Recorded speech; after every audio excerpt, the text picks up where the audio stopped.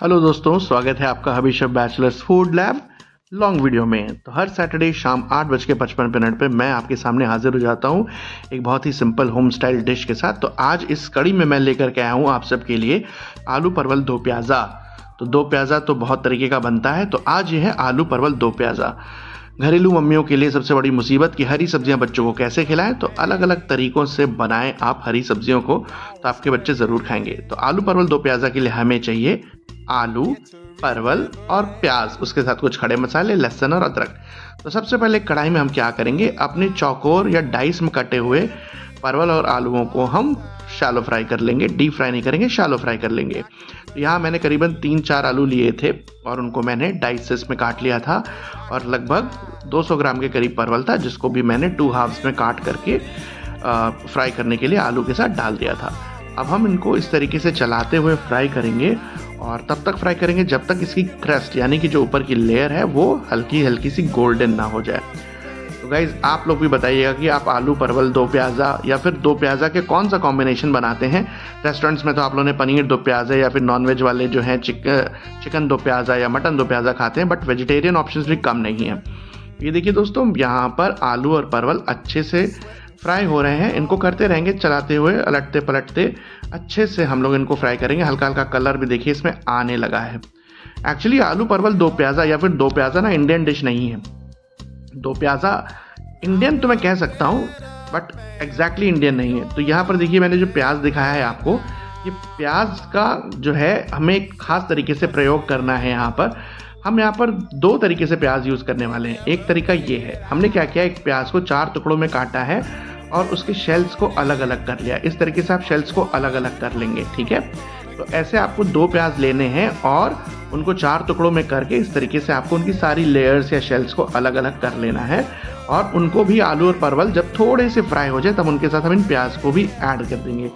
तो हमारे जो बादशाह अकबर हुआ करते थे, उनके दरबार में उनके जो खानसामे का नाम था, जो रसोइया था उनका, उसका नाम था मुल्ला दो प्याज़ा। उनका नाम दो प्याज़ा नहीं था, उनका नाम कुछ और था, वो मुझे नहीं पता है, आप गूगल कर सकते हो।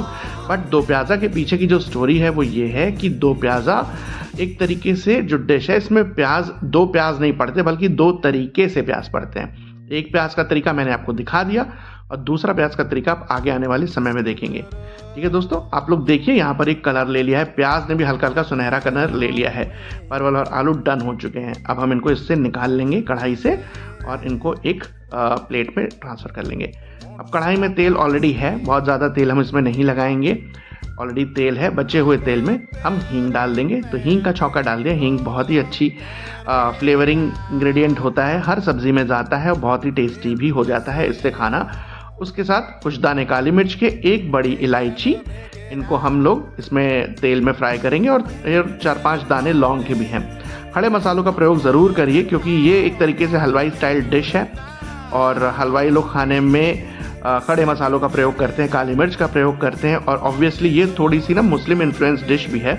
तो मुस्लिम्स के खाने में या फिर मुगल्स के खाने में जो खाना बनता था उसमें खड़े मसालों का प्रयोग बहुत अच्छा था। अब मैंने यहाँ पर डाल दिया लहसुन अदरक क्रश करके, कद्दूकस में कोर्सली ग्रेट करके डाला हुआ है। आप चाहो तो इसको मसालदानी में कूट भी सकते हो, सॉरी हमाम दस्ते में, या फिर जिसमें आप अदरक कूटते हैं उसमें।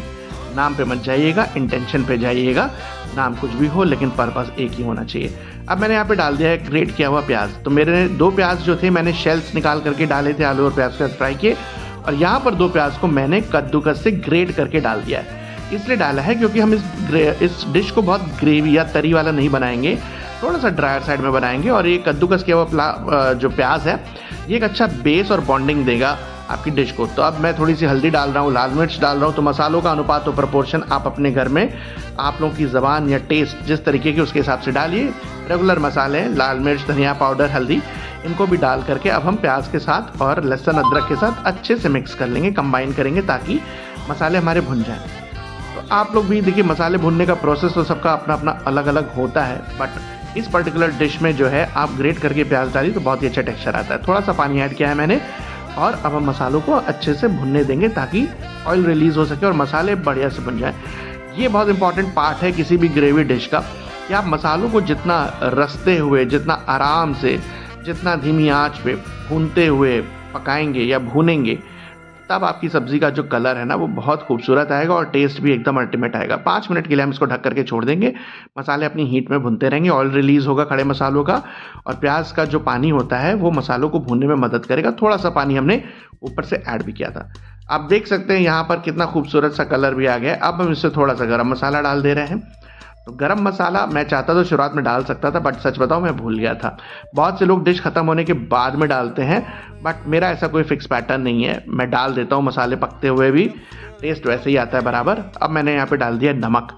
नमक स्वाद अनुसार आपके किचन में, मेरे किचन में बीपी के हिसाब से, क्योंकि मुझे हाई बीपी है तो मैं नमक थोड़ा कम खाता हूँ, और लो बीपी वाले अपने हिसाब से नमक को डाल दें। फिर से हम इसको ढकेंगे और 3 से 4 मिनट के लिए फिर पकाएंगे।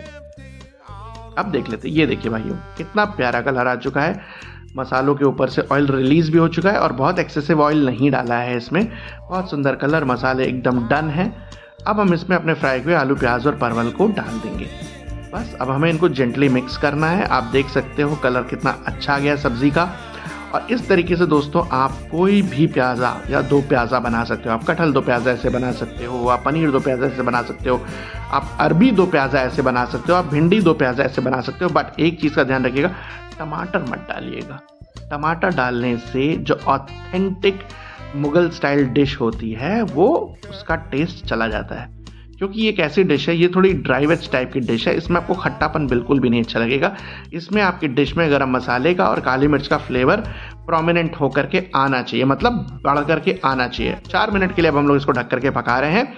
अब देखते हैं आगे क्या दिखता है। बस time to reveal. Oh my god, आप लोग देख सकते हो क्या सुंदर कलर है। मुझे अपने मुंह में मिट्ठू बनने का शौक है, वो बात सच है, बट सही में आप भी तारीफ करते थकोगे नहीं। क्यों? क्योंकि ये डिश वास्तव में बहुत उम्दा और बहुत प्यारी बनी है। अब आप इसको नान, लच्छे पराठे, चावल जिसके भी साथ खाना चाहें आप उसको खा सकते हैं। थोड़ी देर के लिए इसको अभी हम और भूनेंगे और मज़े लेंगे इस डिश के। एकदम मस्त लग रही है। मेरा तो मन हुआ था उससे मैं सच में बोल में निकालूं और ऐसे ही खा लूं। रोटी बनाने का कौन इंतज़ार करेगा यार, चावल कौन बनाए, ऐसे खा लो। धनिया डालेंगे अब हम इसमें। धनिया तो चूँकि कहते हैं ना कि किचन का मांग का सिंदूर है, मेरे किचन का सिंदूर है, या हर औरत की किचन का जो सिंदूर होता है ना वो होता है धनिया। अब इसमें स्लिट ग्रीन चिलीज़ ऑप्शनल है, लेकिन गाइज आप किसी भी सब्ज़ी को बनाइए इस तरीके की ड्राई वेज को, उसमें अगर ऊपर से स्लिट ग्रीन चिलीज़ डाल देते हैं ना तो टेस्ट में और 4 चांद लग जाते हैं। बेहतरीन टेस्ट आता है, एक हल्की सी किक भी मिलती है। हरी धनिया प्यार से प्रेम पूर्वक डालें। महंगा ज़रूर है इस समय धनिया, 50 रुपए का 100 ग्राम मिल रहा है, कहीं 40 रुपए का 100 ग्राम मिल रहा है, लेकिन तो भी क्या फ़र्क पड़ता है, खाता तो इंसान अपने पेट के लिए है ना। और पापी पेट का सवाल है, तो पापी पेट का सवाल तब पूरा होता है जब उसकी आँखों को खाना देखने में अच्छा लगता है। जब आँखों को खाना देखने में अच्छा लगता है तो पापी पेट और खुश हो जाता है। तो इस पापी पेट के सवाल के लिए धनिया में श्रद्धा से डालें, कंजूसी बिल्कुल भी ना करें। तो हमारी ग्रेवी या फिर ड्राई ग्रेवी वाला आलू परवल दो प्याज़ा एकदम रेडी हो गया है, एकदम मस्त रेडी हो गया है। मज़ा बहुत आया था इसको खाने में जब मैंने बनाया था।